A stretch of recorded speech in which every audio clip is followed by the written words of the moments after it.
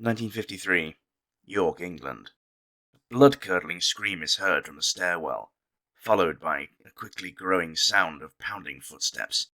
An ashen-faced young lad in a boiler suit flies past his colleagues and heads out into the cobbled street.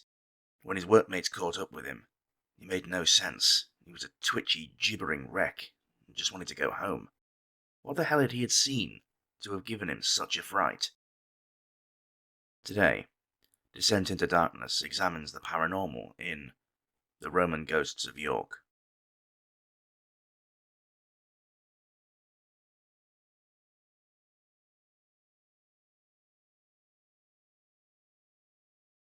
The building in which our story takes place is the Treasurer's House that stands very close to the southeast end of York Minster, which is the largest Gothic cathedral in Northern Europe. As you can imagine, such a large building generated a vast amount of income, particularly the further back in time one goes, and the power of the church was much greater. To deal with this insane amount of money, a treasurer was appointed by the first ever Archbishop of York, Thomas of Bayeux, in 1091, and a lavish house built for him, because of course it was a him. The role of treasurer came to an end following the dissolution of the monasteries between 1536 and 1541. The house was rebuilt several times down the years. The current structure dates from roughly the early 1600s, when the symmetrical frontage with its Dutch-style gables were added by the descendants of Archbishop Thomas Young. After this, the house passed between a few private residents, including the Lord Fairfax, a prominent figure during the English Civil War. It was further restored to its current state in the late 1800s by a local industrialist named Frank Green.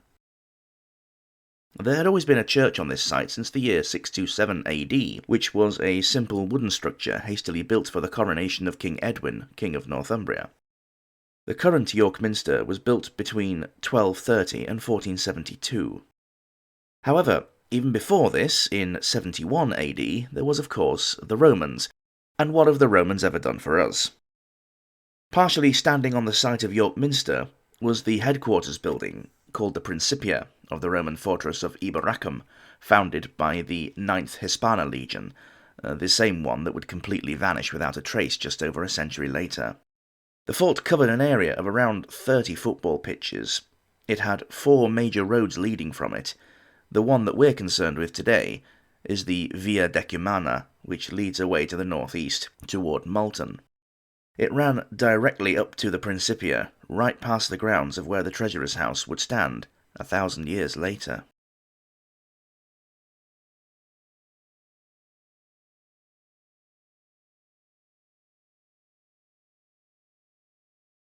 Fast forward to 1953, and a young lad called Harry Martindale, a plumber's apprentice, was busy working away in the cellar of the Treasurer's House up a ladder, installing heating pipes.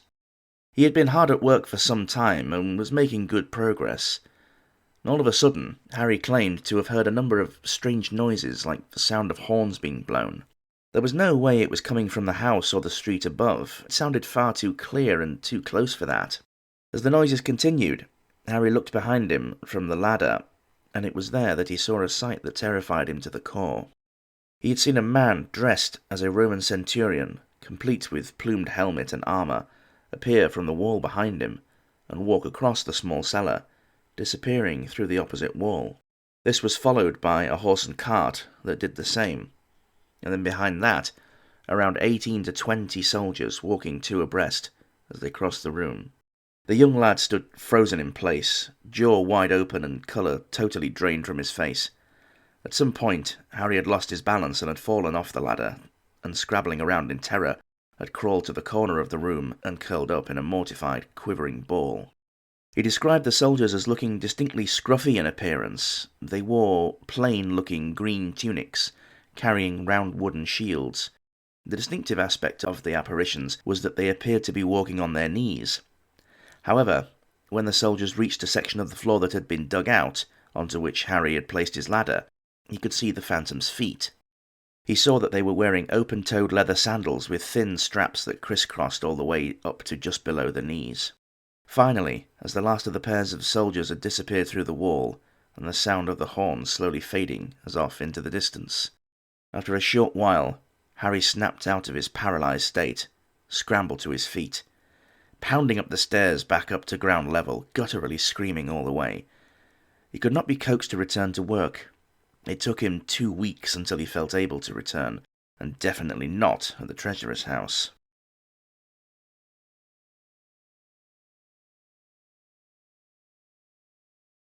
York has always held the title of Britain's most haunted city, and is a top contender for the world title as well.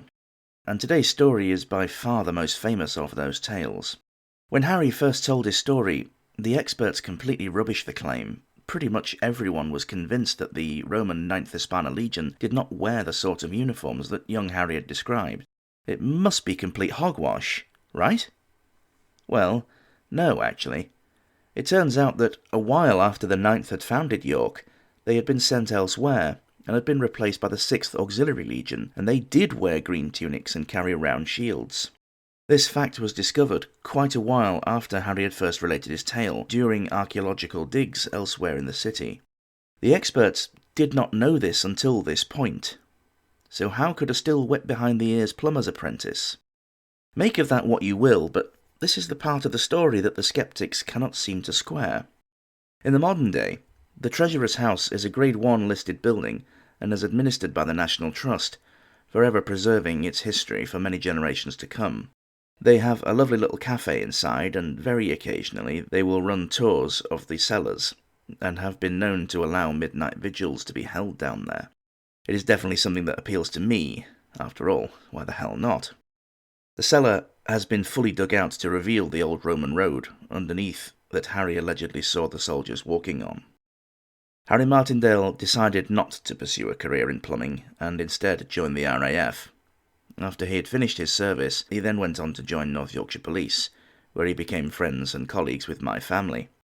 He never altered any of the details, never sought any fame for telling his story, and always flatly refused any offer of a fee when documentary filmmakers came calling. So if the story is not true, then quid pro quo. To whose benefit? What would Harry have to gain from concocting a lie when he deliberately avoided any kind of reward? Again, a question that is difficult to answer. But of course, this does not automatically qualify it as absolute truth, merely a sticking point for much debate that will no doubt continue for many years to come. Harry Martindale died in October of 2014 at the age of 79. Rest in peace, Harry.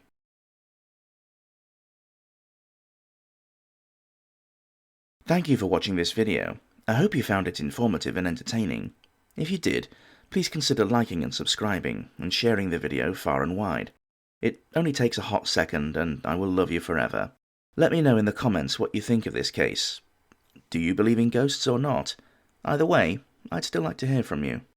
Being a resident of York and a volunteer tour guide for the city, I always love to tell the many stories that York has to offer, and believe me, there are plenty, both normal and paranormal. If you wish to do so, you can now support DID on Patreon. I have just added an extra benefit to the Patreon page that offers everyone who wishes to visit my beautiful home city can contact me in advance, and I will happily meet and give them a proper historical tour of the city.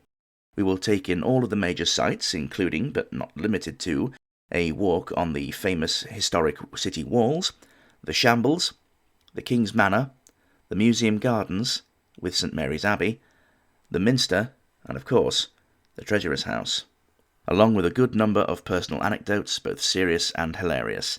No extra charge on top of the patron tier pledge. I love any opportunity to show off the city that I love so much.